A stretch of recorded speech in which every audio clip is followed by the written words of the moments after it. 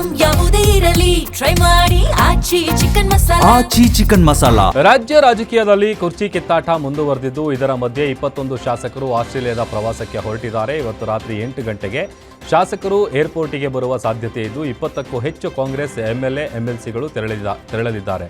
ಶಾಸಕರ ಟೂರ್ನಲ್ಲಿ ಸಿಎಂ ಬಣದವರು ಹೆಚ್ಚಿನ ಸಂಖ್ಯೆಯಲ್ಲಿ ಸೇರಿದ್ದಾರೆ.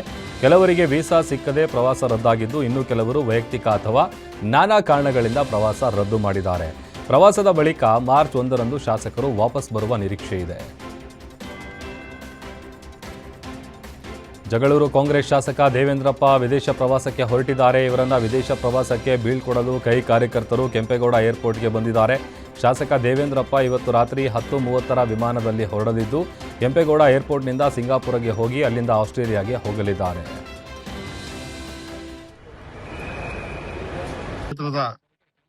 ಶಾಸಕರು ಬಿ ದೇವೇಂದ್ರಪ್ಪನವರ ಒಂದು ವಿದೇಶ ಪ್ರವಾಸ ಬೀಳ್ಕೊಡೋದಕ್ಕೆ ನಾವು ನಮ್ಮ ಕ್ಷೇತ್ರದಿಂದ ನಮ್ಮ ಮಾಜಿ ಕೆಪಿಸಿ ಎಸ್ಟಿ ರಾಜ್ಯಾಧ್ಯಕ್ಷರು ಕೆಪಿ ಪಾಲಾಯರು ಅಂತ ಹೇಳಿ ಹಾಗೂ ನಮ್ಮ ಮಾಜಿ ಬ್ಲಾಕ್ ಕಾಂಗ್ರೆಸ್ ಅಧ್ಯಕ್ಷರು ಡಿಸಿ ಬ್ಯಾಂಕ್ ಉಪಾಧ್ಯಕ್ಷರಾದ ನಮ್ಮ PS ಸುರೇಶ್ ಗೌಡ್ರು, ನಮ್ಮ ಶಫಿ ಅಂತ ಹೇಳಿ ಜಿಲ್ಲಾ ಕಾಂಗ್ರೆಸ್ ಉಪಾಧ್ಯಕ್ಷರು, ಆಜಮುಲ್ಲಾ ಅಂತ ಹೇಳಿ ನಮ್ಮ ಯೂತ್ ಕಾಂಗ್ರೆಸ್ ಜಿಲ್ಲಾ ಪ್ರಧಾನ ಕಾರ್ಯದರ್ಶಿ ಜಯಣ್ಣ, ವಿಜಯ್, ಗ್ಯಾರಂಟಿ ಸಮಿತಿ ಸದಸ್ಯರು, ಎಲ್ಲ ಕ್ಷೇತ್ರದ ಜನ ನಾವು ಬಂದು ಈಗ ಶಾಸಕರಿಗೆ ವಿದೇಶ ಪ್ರವಾಸ ಹೋಗ್ತಿರೋದ್ರಿಂದ ನಾವು ಶುಭ ಹಾರೈಸಕ್ಕೆ ನಾವು ಈಗ ಬಂದಿದ್ದೀವಿ. ಆಸ್ಟ್ರೇಲಿಯಾ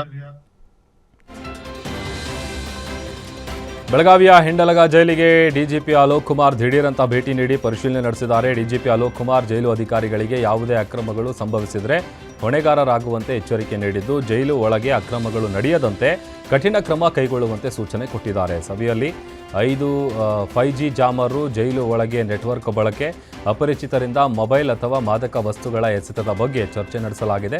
ಜೊತೆಗೆ ಜೈಲು ಒಳಗಡೆ ಮತ್ತು ಹೊರಗಡೆ ಯಾವುದೇ ಅಕ್ರಮಗಳಿರದಂತೆ ಬಿಗಿ ಕ್ರಮ ಕೈಗೊಳ್ಳುವುದಕ್ಕೆ ಸೂಚನೆ ಕೊಟ್ಟಿದ್ದಾರೆ. SN ಸುಬ್ಬಾರೆಡ್ಡಿ ಅನರ್ಹತೆ ಹಿನ್ನೆಲೆ ದೂರುದಾರ ಸಿ ಮುನಿರಾಜುಗೆ ಕಾರ್ಯಕರ್ತರು ಸನ್ಮಾನ ಮಾಡಿದ್ದಾರೆ. ದೂರುದಾರರಾಗಿರುವ ಸಿ ಮುನಿರಾಜು ಬಾಗೇಪಲ್ಲಿ ಕ್ಷೇತ್ರದ ಬಿಜೆಪಿ ಪರಾಜಿತ ಅಭ್ಯರ್ಥಿಯಾಗಿದ್ದಾರೆ. ತೆರಿಗೆ ಮತ್ತು GST ವಂಚನೆ ಆರೋಪ ಅಸಿಂಧುಗೊಳಿಸಿದ್ದಂತೆ ಕರ್ನಾಟಕ ಹೈಕೋರ್ಟ್ ತೀರ್ಪು ನೀಡಿದೆ. ಈ ಹಿನ್ನೆಲೆ ಸಿ ಮುನಿರಾಜುಗೆ ಹಾರ ತುರಾಯಿ ಹಾಕಿ ಕಾರ್ಯಕರ್ತರು ಸನ್ಮಾನ ಮಾಡಿದ್ದಾರೆ.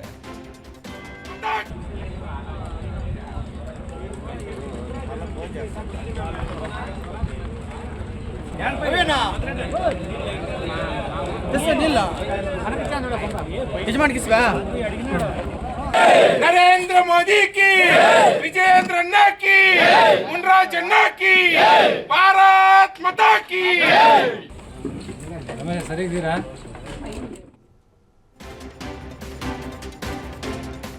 ತುಮಕೂರಿನಲ್ಲಿ ಮಹಾನಗರ ಪಾಲಿಕೆ ಅಧಿಕಾರಿಗಳು ಭರ್ಜರಿ ಕಾರ್ಯಾಚರಣೆ ನಡೆಸಿದ್ದಾರೆ. ರಾಜಕಾಲುವೆ ರಾಸಾಯನಿಕ ತ್ಯಾಜ್ಯ ಸುರಿತಾ ಇದ್ದಂತಹ 2 ಟ್ಯಾಂಕರ್ ಲಾರಿಗಳನ್ನು ಜಪ್ತಿ ಮಾಡಿದ್ದಾರೆ.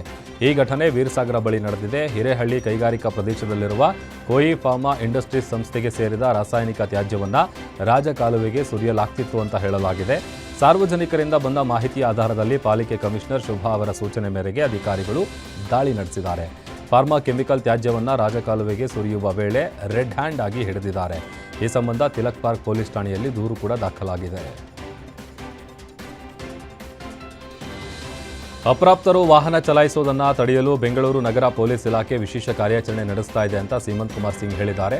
ಮುಂದಿನ ದಿನಗಳಲ್ಲಿ ಅಪ್ರಾಪ್ತರು ಕಾರು ಅಥವಾ ಬೈಕ್ ಚಲಾಯಿಸಲು ಬಿಡಲಾಗುವುದಿಲ್ಲ.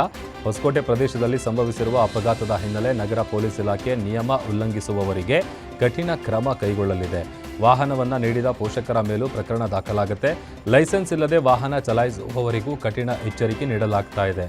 ಈ ಕಾರ್ಯಾಚರಣೆಯಲ್ಲಿ ಪೋಷಕರಲ್ಲಿ ಜಾಗೃತಿ ಮೂಡಿಸಲು ಮತ್ತು ಅವಶ್ಯಕ ಕ್ರಮ ಕೈಗೊಳ್ಳುವಂತೆ ನಗರ ಪೊಲೀಸ್ ಆಯುಕ್ತರಿಂದ ನಿರ್ದೇಶನ ಕೊಡಲಾಗಿದೆ. ಕೋಲಾರ ತಾಲೂಕಿನ ವೇಮಗಲ್ನಲ್ಲಿ ಭಾರತದ ಮೊದಲ ಖಾಸಗಿ ಮಿನಿ ಹೆಲಿಕಾಪ್ಟರ್ ಜೋಡಣಾ ಘಟಕಕ್ಕೆ ಪ್ರಧಾನಿ ಮೋದಿ ಮತ್ತು ಫ್ರಾನ್ಸ್ ಅಧ್ಯಕ್ಷ ಮ್ಯಾಕ್ರಾನ್ ವರ್ಚುವಲ್ ಆಗಿ ಚಾಲನೆ ನೀಡಿದ್ದಾರೆ. ಟಾಟಾ ಏರ್ಬಸ್ ಸಹಭಾಗಿತ್ವದಲ್ಲಿ ನಿರ್ಮಾಣವಾಗಿರುವ ಈ ಘಟಕದಿಂದ 2027ಕ್ಕೆ ಮೊದಲ H-125 ಹೆಲಿಕಾಪ್ಟರ್ ಹೊರಬರುವ ನಿರೀಕ್ಷೆ ಇದೆ. ಕಾರ್ಯಕ್ರಮದಲ್ಲಿ ಭಾಗಿಯಾಗಿ ಮಾತನಾಡಿದ ರಕ್ಷಣಾ ಸಚಿವ Rajnath Singh, make in India ಮತ್ತು ಆತ್ಮನಿರ್ಭರ ಭಾರತ ನಮ್ಮ ಆರ್ಥಿಕ ನೀತಿಯ ಮೂಲಧಾರಗಳಾಗಿವೆ. ನಮ್ಮ ರಕ್ಷಣಾ ರಫ್ತು ಕೂಡ ಗಣನೀಯವಾಗಿ ಹೆಚ್ಚಾಗಿದ್ದು, ಭಾರತವು ಇಂದು ವಿಶ್ವದ ಅಗ್ರ ರಫ್ತುದಾರರ ಪಟ್ಟಿಯಲ್ಲಿದೆ ಅಂತ ಹೇಳಿದ್ದಾರೆ. ಕೋಲಾರಿನಲ್ಲಿ ವೇತನಕ್ಕಾಗಿ ಜಿಲ್ಲಾಸ್ಪತ್ರೆಯ ಡಿ ಗ್ರೂಪ್ ನೌಕರರು ಪ್ರತಿಭಟಿಸಿದ್ದಾರೆ. ಕೋಲಾರ ನಗರದ ಎಸ್ಎನ್ಆರ್ ಜಿಲ್ಲಾಸ್ಪತ್ರೆ ಎದುರು ಸಿಬ್ಬಂದಿ ಕುಳಿತು ಪ್ರತಿಭಟನೆ ನಡೆಸ್ತಾ ಇದ್ದಾರೆ. ಕಳೆದ 4 ತಿಂಗಳಿನಿಂದ ವೇತನ ನೀಡಲಾಗಿಲ್ಲ ಅಂತ ಆರೋಪಿಸಿರುವ ನೌಕರರು ಗುತ್ತಿಗೆ ಪಡೆದ ಏಜೆನ್ಸಿ ವಿರುದ್ಧ ಆಕ್ರೋಶ ವ್ಯಕ್ತಪಡಿಸಿದ್ದಾರೆ. ಆರೋಗ್ಯ ಇಲಾಖೆ ಅಧಿಕಾರಿಗಳ ವಿರುದ್ಧವೂ ಅಸಮಾಧಾನ ಹೊರಹಾಕಿದ್ದಾರೆ. ಸ್ವಚ್ಛತೆ ಇಲ್ಲದಾಗ ಮಾತ್ರ ನಮಗೆ ಬೆಲೆ, ಶೌಚಾಲಯ ಸ್ವಚ್ಛ ಮಾಡಿದ್ರೂ ಸಂಬಳ ಸಿಗ್ತಾ ಇಲ್ಲ ಅಂತ ಮಹಿಳಾ ಸಿಬ್ಬಂದಿ ಆಕ್ರೋಶ ವ್ಯಕ್ತಪಡಿಸಿದ್ದಾರೆ. ಸಮಸ್ಯೆಗೆ ಶೀಘ್ರ ಪರಿಹಾರ ನೀಡುವಂತೆ ಡಿ ಗ್ರೂಪ್ ನೌಕರರು ಒತ್ತಾಯಿಸಿದ್ದಾರೆ.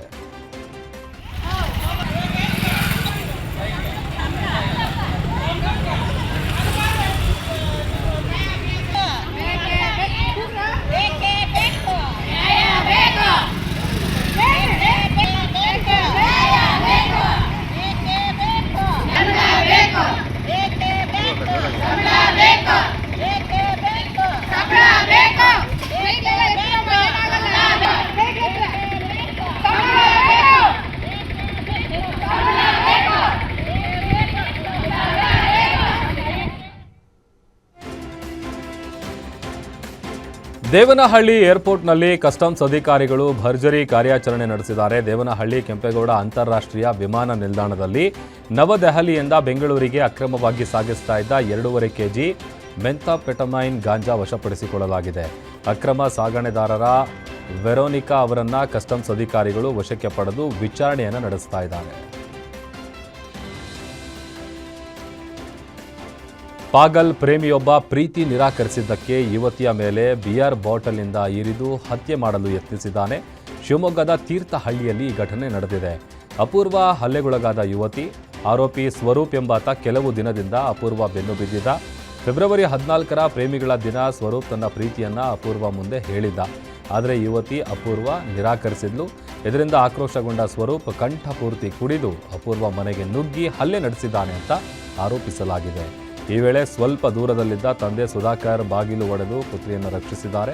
ನಂತರ ಆರೋಪಿ ಸ್ವರೂಪ್ ಸ್ಥಳದಿಂದ ಪರಾರಿಯಾಗಿದ್ದಾನೆ.